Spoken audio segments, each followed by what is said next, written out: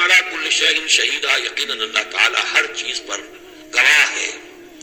اب آئی ہے وہ آیت اصل میں کانٹے دار آیت جو ہے، جو عورتوں کی حلق سے بہت مشکل سے اترتی ہے، کانٹا بن کر اٹک جاتی ہے۔ الرجال قوامون علی النساء، یہ تمہید تھی ساری، ایک سورہ بقرہ میں تمہید آ چکی تھی، علیہن لہن مثل الذی علیہن بالمعروف وللرجال علیہن درجہ، یہ کہہ کے بات چھوڑ دی۔ آگے آئے لا تتمنوا ما فضل اللہ بعضهم علی بعض، اور مزید اس کے لیے ذہنی جو ہے تیاری کر دی۔ اب آ رہی ہے وہ چیز جو چبھنے والی چیز ہے، الرجال قوامون علی النساء، مرد عورتوں پر حاکم ہے۔ یہ میں ترجمہ زور دے کر رہا ہوں۔ یہ قامہ جو ہے، قامہ جب علا کے ساتھ آئے گا تو کچھ اور معنی ہوں گے، قامہ بے کے ساتھ آئے گا کچھ اور معنی ہوں گے۔ قامہ بے کسی شے کو قائم کرنا، کونوا قوامین بالقسط، اسی سورہ مبارکہ میں یاد آ جائے گی، کونوا قوامین بالقسط، عدل کو قائم کرنے والے بن کر کھڑے ہو جاؤ۔ قامہ علا، کسی کے اوپر سر پر مسلط ہونا، یہ ہے گویا کہ ایک درجہ حاکمیت ہے۔ گھر کے ادارے میں حاکم ہونے کی حیثیت مرد کو حاصل ہے۔ سربراہ خاندان جو ہے وہ مرد ہے، عورت نہیں۔ عورت کو بہرحال اس کے ساتھ ایک وزیر کی حیثیت سے کام کرنا ہے، یہ ہے اس کا اصل رول۔ اسی لیے میں بیان کر چکا ہوں کہ وہ جو نسیان کا معاملہ تھا، اللہ تعالیٰ نے اس کے اندر چونکہ یہ سیکنڈ رول پلے کرنا ہے، اسے یقیناً اس کے جذبات کو تو زیادہ ٹھیس پہنچنے کا امکان رہے گا۔ آدمی کو ہر انسان، مرد بھی چاہتا ہے میری بات چلے، عورت چاہتی ہے میری بات چلے۔ اب آخر کار کس کی بات چلے گی؟ یا تو دونوں کسی طریقے سے کسی مسئلے میں متفق ہو جائیں، اور عورت جو ہے بیوی اپنے شوہر کو دلیل سے، اپیل سے جس طرح قائل کر لے تو معاملہ ٹھیک ہو گیا۔ اب اگر نہیں ہو رہا معاملہ تو اب کس کی رائے چلے گی؟ مرد کی رائے چلے گی۔ تو کس کو اس سے ایک صدمہ پہنچے گا؟ عورت کو پہنچے گا۔ لیکن اس صدمے کا ہی جو ہے انفلوئنس، اس کو کم کرنے کے لیے سیفٹی والو، نسیان کا مادہ اللہ تعالیٰ نے عورت میں زیادہ رکھ دیا۔ اسی لیے پھر اس قانون شہادت کے اندر ایک مرد کی جگہ 2 عورتوں کو وہاں پر اس کا نصاب رکھا گیا۔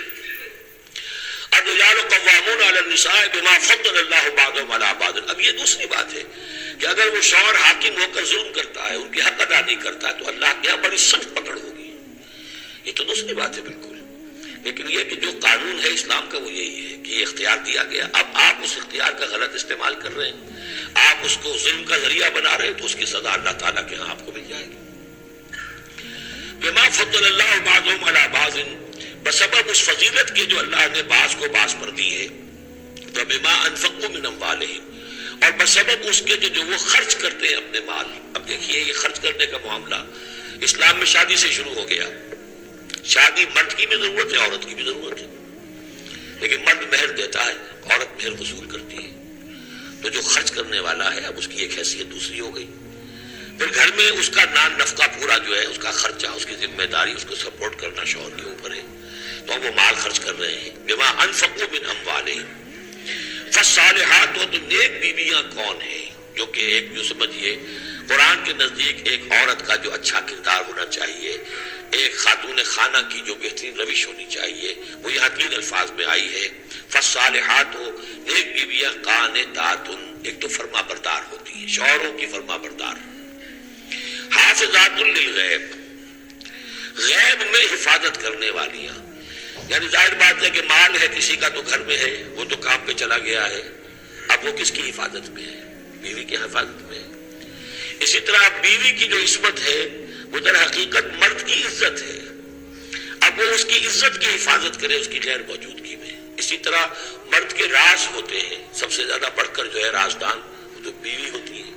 تو 3 اعتبارات سے حافظات للغیب، حافظات للغیب، غیب میں حفاظت کرنے والیاں، حفاظت کرنے والیاں شوہر کے مال کی، شوہر کے رازوں کی، اور شوہر کی عزت کی۔ بما حفظ اللہ، اللہ کی حفاظت سے، حفاظت ہے تو اللہ کی، لیکن جیسے رازق اللہ ہے لیکن کام تو انسان کو کرنا پڑتا ہے، رزق کمانا پڑتا ہے۔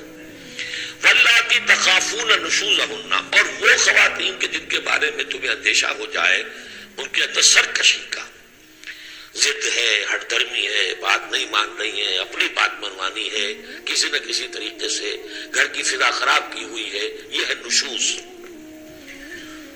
ذہناً تسلیم نہ کرنا کہ میری حیثیت جو ہے وہ بہرحال شوہر کے تابع دار کی ہے، اس کو اگر تسلیم نہیں کریں گے تو ظاہر بات ہے فرکشن ہوگی، اور فرکشن جو ہے اس کے نتیجے کے اندر وہ گھر کے اندر جو ہے وہ ایک فساد پیدا ہوگا۔ واللاتی تخافون نشوزہن فعظوہن، تو ان کو پہلے تو نصیحت کرو، واہجروہن فی المضاجع، دوسرے تنبیہ کے طور پر ان سے تعلق اپنے بستر علیحدہ کر لو، اور ان کے ساتھ وہ تعلق ذل و شو جو ہے کچھ عرصے کے لیے بند کر دو۔ واضربوہن، اس پر بھی ٹھیک نہ ہو تو انہیں مارنے کی بھی اجازت ہے۔ اس میں حضور نے جو روکا ہے وہ یہ ہے کہ چہرے پر نہ مارا جائے، اور کوئی ایسی مار نہ ہو جس کا مستقل نشان جسم پر پڑے۔ اب یہ چیزیں اللہ کا کلام ہے، اس کے اندر جو ہے کوئی ہمارے لیے کوئی جھجک نہیں ہے، معاشرتی زندگی کو ٹھیک رکھنے کے لیے اس کی ضرورت پیش آئے تو وہ بھی کرنی ہوتی ہے۔ فَإِنْ أَطَعْنَكُمْ، پھر اگر وہ تمہاری اطاعت کریں، فَلَا تَبْغُوا عَلَيْهِنَّ سَبِيلًا، اب ان پر خام خواہ کی زیادتی کرنا، پچھلے غصے نکالنا، بار بار جو ہے وہ اپنے غصے کا اظہار کرنا، یہ بھی ٹھیک نہیں ہے۔ ان اللہ کان علیٰ کبیرہ، یقیناً اللہ تعالیٰ بہت